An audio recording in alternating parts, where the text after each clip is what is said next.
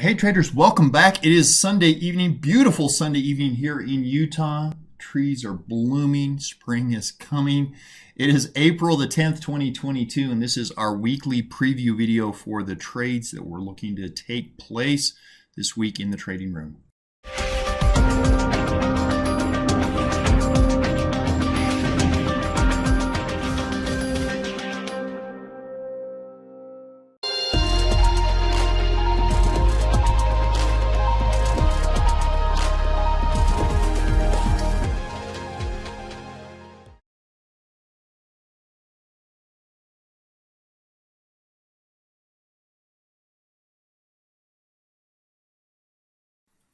All right, let's get into it. This is our weekly preview for the trades that we're looking at making this week in our live trading room. It is Sunday, April the 10th, 2022. The futures market's been open about 2 hours now. Beautiful Sunday evening here in Utah. The spring is coming. The trees look beautiful. And it is interesting right now. Futures opened up on the E-minis about 5 points. They're down about 3 points right now. I did put a short ES trade on in the live trading room. I covered it at the money for about $800 of income potential on that.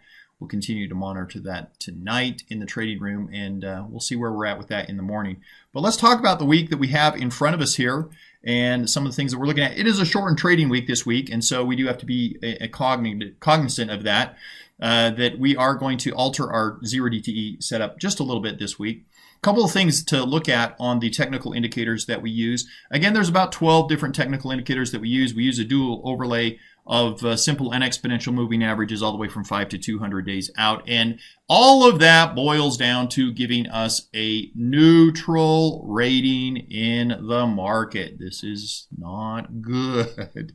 The market abhors a vacuum. I abhor a vacuum. I do not like neutral days readings that we get, simply from the standpoint that this has been a trap zone.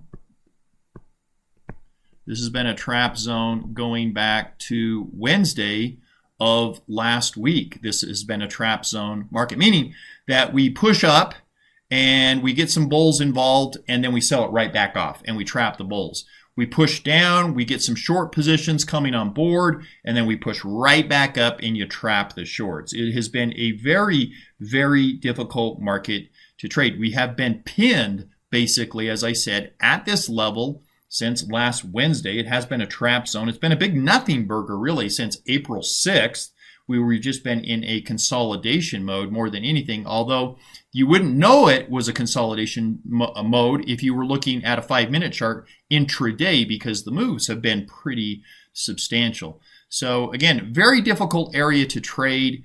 Bearish markets are probably my favorite. Bullish markets are fine. Neutral markets, they're tougher. They're tougher. So we had a very successful day on Friday of last week, trading 2 different 0DTE strategies. But boy, it was a tepid approach, and I position size small, and again, it looks like we're in store for a little bit more of that here as we get started with this week. We'll take a look at where we're at in the marketplace. I'll give you my levels. As you guys know, I trade levels. I do not try to predict bullish or bearish biases in the marketplace. Because no human being in the face of the earth so far to date has been able to accurately do that. And I do not believe that I am going to be the first. So rather than trying to predict where the market is going to go, I try to definitively pinpoint where support and resistance areas are, where sellers turn into buyers, where buyers turn into sellers, and I tried to trade off of those levels. Those levels have changed a little bit this week. You can see that 200-day moving average sitting in here. Man, we are right on that demarcation point. That's going to be a big, big area. We're probably not, you can see how it acts as a magnet. The 200-day moving average acts as a magnet, but it ultimately acts as a repellent, right? At some point, we're going to get some moves on this. We're not going to sit on this 200-day moving average forever. Again, we've been consolidating since April 6th, since last Wednesday, really. It's been a big nothing burger in the marketplace. That's not going to continue forever. So my new numbers for this week for the E-minis. about 45.65 to 45.75 is the support level. If we're able to break down below that level, that would turn me bearish with my trades. My trades would have a bearish bias. If we push above 4,500 to 45.15, that's the new resistance level. If we could get above 45.15, that would turn me to more of a bullish stance. Right now, as I speak, 44.86. 44.86 is the 200-day moving average. Right now, we're selling off just a little bit more. Not a big move right now, down about 5 points. So we're down at 44.79 right now. We are below that 200-day moving average on the E-minis. That is important. That's an important demarcation point. Okay, so we'll continue to watch that here as Monday develops and see what the market can do with these key support resistance areas. Monthly sector rotation, this is an indicator that I love for finding either short or long positions to build.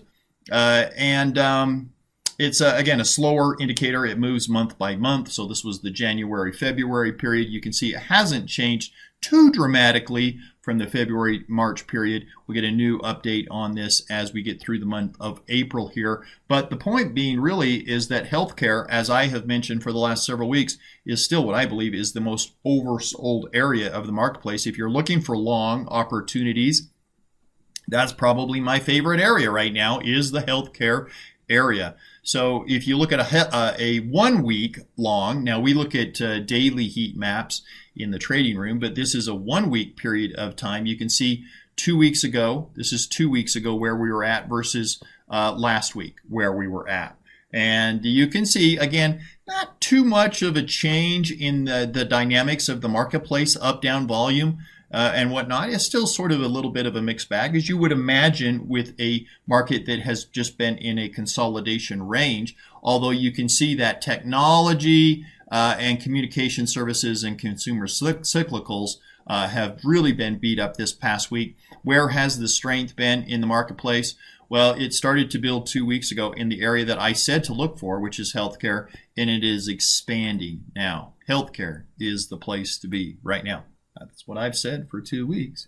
I think that's the area for finding opportunities for if you're looking for a long. Okay, 2 weeks ago, this was what we got out of the major indices that we track. Last week, this was the results that we got. The Russell just got hammered last week, but there was also a pretty big divergence here between the SPY and the Qs. We talk about this all the time in the trading room. We do a 4 DTE trade each week, and we purposely split it up on the SPY and the Qs. And people were, a lot of feedback on that saying, hey, why don't you just do one of the, they all move in the same. No, they do not. On a long period of time, they will converge, but on a week in, week out basis, there's a huge divergence between what the major indices do. So we do trades on both of these simultaneously. It gives us quite a bit of diversification, but the trend is clearly down. And again, we'll see if my support levels can hold for this coming week. It will be interesting to see how that plays out Monday and Tuesday. Put call ratios, we always want to look at these. Put call ratio is an indicator that shows the put volume relative to the call volume. Puts are used to hedge against market weakness or either bet on a decline. Calls are used to bet against market or hedge against market strength or bet on an advance, right? So the put call ratio is above 1 when put volume exceeds call volume. Okay, it's below 1 when call volume exceeds put volume. So if it's above 1, we got more put activity going on than call activity. It's a way to gauge market sentiment. Sentiment's deemed excessively bearish when the put call ratio is high. So when you got a lot more puts going on than calls, it's considered bearish, right? Conversely, if it's below 1, it's considered bullish. Not a whole heck of a lot of change last week versus 2 weeks ago. We are basically at the same level, but it is an elevated level, and it does imply a little bit of a bearish stance with more puts being purchased than calls, more activity on the put side, I should say, than on the call side. Again, we talked about this. Our current SPX level right now is at 44.88, and you can see where the activity in the marketplace is. There's a huge wall of activity up here at 4,600. There's a lot of activity there. There's a lot of activity, a lot of gamma exposure, if you will, right where we're at right now. And so, again, we need to see some of these levels break to get any more activity and get out of what I call this trap zone. But there's a lot of pinning going on right now in this marketplace, a lot of pinning taking place. Expected move for this week, we're up to about a 77-point expected move. That's up from last week. That's a little bit better than last week. It's not in the nirvana zone that we have been in as the war broke out 5 or 6 weeks ago of 85, 86, 87, 88 point expected moves. Those days were just absolute salad days for us in terms of the ROI potential that we could set up on a 0 DTE. We knew that those days weren't going to last. And we hope that they don't, really, for humanity's sake, but they've been great for us from a trading standpoint. But we do look to get a little bit more of volatility in this week than last week. That's good for us as traders, and that hopefully will help us get a little bit better premium follow through on our trades this week.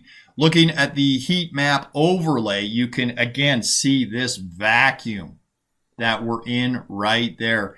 Ton of orders down here, ton of orders up here, and we're sitting in the vacuum. All of our major indicators are pointing down.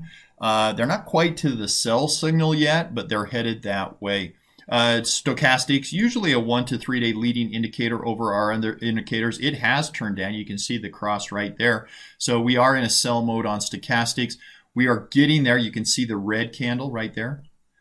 You could before I circled it on the MACDs. So all of our technical indicators are pointing down. We'll see what we can do with this vacuum that we've created here for so long and how that plays out with regards to the 200-day moving average. So again, a lot of just sort of trap zone kind of stuff sitting on the 200-day moving average. It's a lot easier. It's a lot easier if we've got a full-on bullish mode or a full-on bearish mode. So we'll just have to see how the week plays out. And as we did on Friday, we will probably play our 0 DTEs very small on Monday. We look at the Fear and Greed Index. It talks about stock market momentum, strength, breadth, where we're at on that put-call ratio, junk bond demand, market volatility, safe haven demand. This is where we were at 2 weeks ago, and this is where we're at last week. A little bit greater on the fear meter, but not that much. And again, this is sort of a contrarian indicator for us, right? Whoops. This is a contrarian indicator for us. You can see that when we get into extreme fear levels, that's a good time to buy. We get into extreme greed levels, that's a good time to start shorting the marketplace. We're pretty much in the middle zone right now. We're at a 48. That doesn't give us really a very big signal one way or the other. It has been interesting. You look at the VIX, for example, which is factored into this equation here. Not a lot of movement, not a lot of activity when we get sells coming into the marketplace. There's not a lot of fear right now in the marketplace. My watch list items for this week. We are back. We are back to earnings season once again. And we got all kinds of good stuff. BBBY, Bed Bath & Beyond, awesome. Delta's a pretty good one. BlackRock can be okay. The banks are always interesting to trade. You can trade them as a group with the XLF ETF, and that's an interesting way to trade those. But I've got the earnings trades now on my watch list for this week. You can see the implied volatility in there.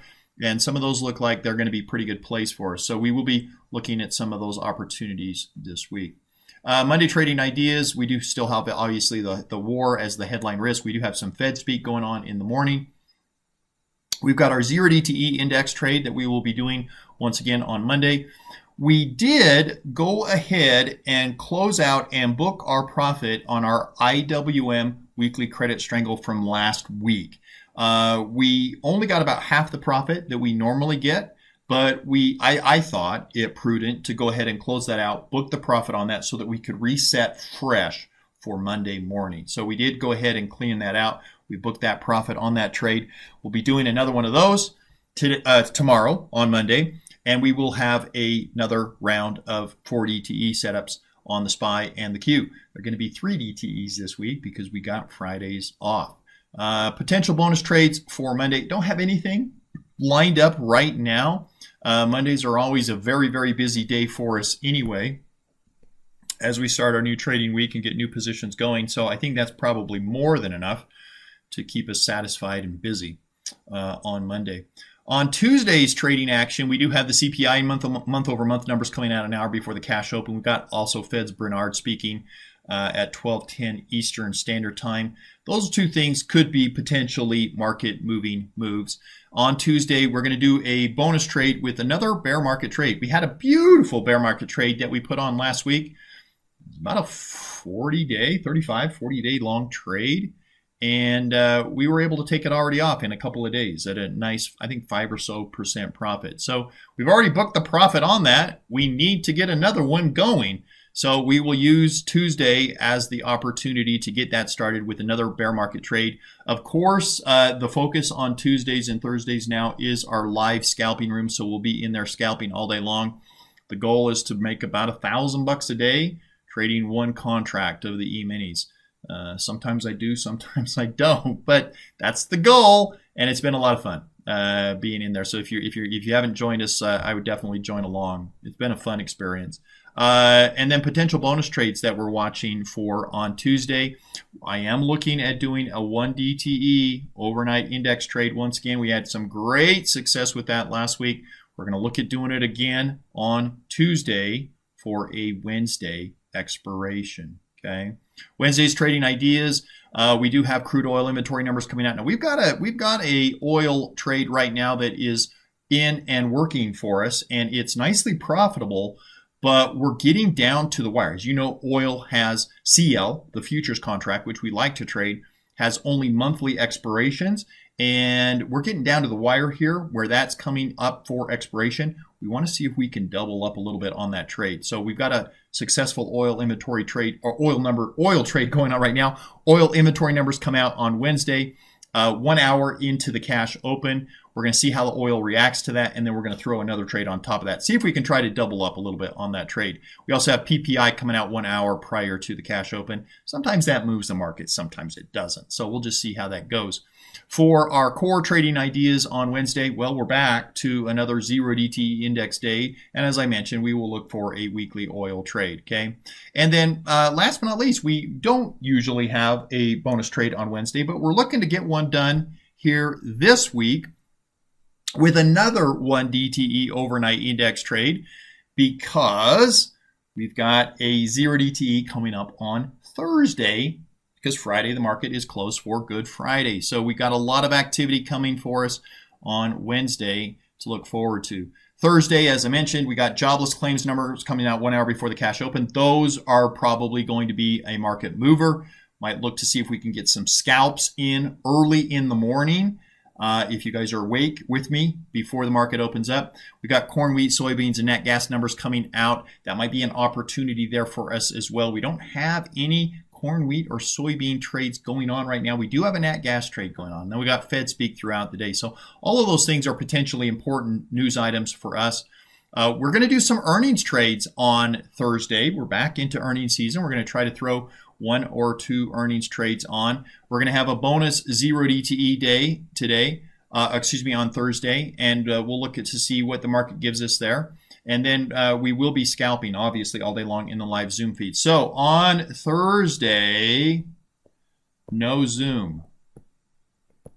No Zoom for 0DTE because we're going to be in the live scalping room scalping all day long, okay? But we will be looking to do a 0DTE on that particular day.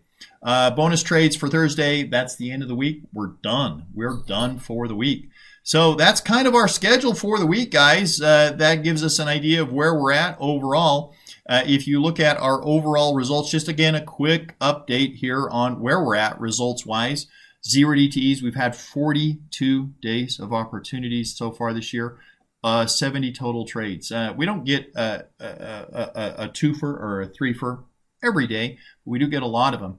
68 of those 70 have been winners, 2 have been losers. If you're new to the trading room, remember that we do record every single Zoom session. Every single zero DTE session, we record it and we post those links in an unlisted private forum for you as members to be able to go back and review anytime you want. So make sure you hit the pin at the top of the Discord to get access to those. Our 4 DTE SPY and Q trades, we took a loss. We took a loss last week on our Q position that we had rolled. So that takes us to 65 wins and 6 losses on the 4 DTEs. Our IWM credit strangles, we did end up at a winner last week, although albeit at half the profit that we usually look to get. But that does make 4 total trade opportunities for us this year. We've done a trade every single week. Sometimes we don't. Sometimes the market doesn't give us that opportunity. But so far this year, we've been okay. 14 opportunities, 14 trades. All of them have been winners. No losers there as of yet. Pairs trades, we got 15 total trades that we have done this year. 13 have been winners. No losers as of yet. We got 2 that are still open and working. We will look probably not this week, but next week to bring in maybe 3 or 4 more pairs trades into the mix. And then bear market trades since inception, we're up to 67 total trades now with 64 winners, 3 losers. That's over about a 3.5 year period of time. We don't get the bear market trades every day. They're a little bit harder to find, but they've obviously been amazing for us. So that's kind of where we're at, guys. Bonus trading gifts for this week is $250,000. So maybe not that easy, but we do have a link. We've set up an affiliation with Apex. And we do have access to $250,000 to $300,000 of capital for you to access and utilize in our scalping room. This is for scalping futures contracts. And so if you've not checked out those links, please check them out. If you are capital constrained, you need money to trade with, this is a great place to get started, and it's a great place to instill some discipline in your trading as well. So check out those links for sure. As far as accessing me, please, I would encourage you, if you're watching this video, subscribe to the channel. Please subscribe to the channel. A lot of you that are watching the videos don't subscribe to the channel. If you would subscribe to the channel and click the notifications bell, I would really appreciate it. I really would. You can always reach me on Twitter at Theta Seller. If you want to set up a live one-on-one Zoom session, you can do that there at that Calendly link. My personal email is in there. And then there is a link for our asymmetric trading system. Man, that thing has just been gold the last couple of weeks. The market's been yucky, and that thing just keeps trudging along. The net lick value on my account just keeps going up and up and up. That's been an awesome system. I need to get my monthly results updated. I've been lazy on that, but it's been an automated asset allocation portfolio that just takes 5 minutes a day to put on. It's been great. Our zero DTE trading room, obviously, we couldn't have had any better success this year than we've had. It's just been better than we ever expected. You can click that out and have a 1 week free access as well. And then if you want to get access to our live scalping room, there's the link right there for that. We do scalp every Tuesday and Thursday in a live scalping room. So that's our weekly update for this week, guys. I want to give you gratitude and thanks for being a part of the program. Those of you that are in our live trading room, every one of you means the world to me. I appreciate your input every day in there. And I do believe what Zig Ziglar says, that you can get everything in life that you want if you'll just help enough other people get what they want. So hopefully we're giving you guys value. I know I appreciate you guys. We'll see you guys bright and early tomorrow morning in the live trading room. Take care. Have a good rest of your Sunday evening.